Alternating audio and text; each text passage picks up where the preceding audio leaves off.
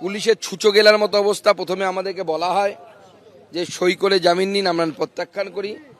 Police তারপরে বলে যে আপনারা সই না করতে হবে না, আপনারা চলে যান। অর্থাৎ আমাদেরকে কেন নিয়ে আসা হয়েছে কোনো তথ্য পুলিশ আমাদেরকে জানায়নি, তাদের কাছে নেও। অর্থাৎ তাদের কাছে তাদের আইনি কোনো জায়গাই ঠিক মতো ছিল না।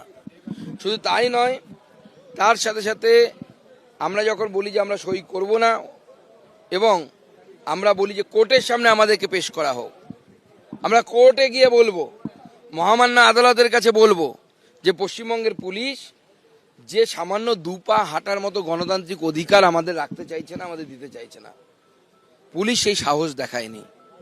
পুলিশ বলেন যে না, আমরা আপনাদেরকে কোর্টে নিয়ে যেতে পারবো না, আপনারা চলে যান। প্রশ্ন, তাহলে পুলিশ আমাদেরকে নিয়ে এসে 4-5 ঘন্টা বসিয়ে রাখলো কেন? কোনো উত্তর পুলিশ আমাদেরকে দিতে পারেনি।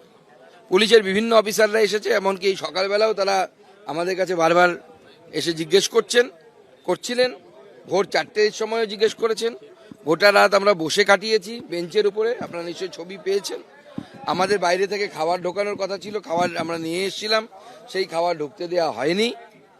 জলের পর্যাপ্ত ব্যবস্থা ছিল না।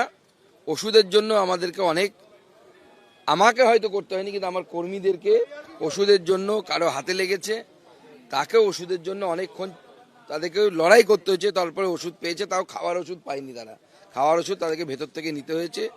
এই রকম পরিস্থিতি, এখানে একটি অগণতান্ত্রিক পরিবেশ এখানে অবস্থান করছে। কিন্তু মা বোনেদের উপর যে ধরনের অত্যাচার হচ্ছে, কসবার ঘটনা শুধু বিচ্ছিন্ন তো ঘটনা নয়, একের পর এক মহিলাদের উপর অত্যাচার সন্দেশখালী থেকে শুরু করে সব জায়গায় হচ্ছে। এবং তারপরে 8 মাসের ব্যবধানে 2টি শিক্ষা প্রতিষ্ঠানের মধ্যে ভেতরে এই ধরনের রেপ, এবং একটিতে মার্ডার আর একটিতে রেপ বা গণধর্ষণের মতো ঘটনা ঘটলো। কোথায় প্রশাসন? এরপরে একজন মুখ্যমন্ত্রী মুখ দেখাতে পারেন, তিনি সামনে আসতে পারেন এবং দাবি করতে পারেন আমরা এগিয়ে বাংলা মডেল চালাচ্ছি। এটা এগিয়ে বাংলা মডেল? তার লজ্জা করে না মুখ্যমন্ত্রী যে তার মতো মহিলা মুখ্যমন্ত্রী হওয়া সত্ত্বেও তার দলের পদ নিয়ে, তার দলের নেতাদের সাথে ছবি তুলে এই ছেলেটি বা এই ছেলেগুলো 3 জন যাদের নাম এসছে, তারা এই ধরনের পাশবিক অত্যাচার চালিয়েছে। এবং যারা এই ধরনের পাশবিক অত্যাচার চালাতে পারে, মনস্তাত্ত্বিক এক্সপার্টরা বলবে আপনাদেরকে এটা তাদের প্রথম কাজ নয়।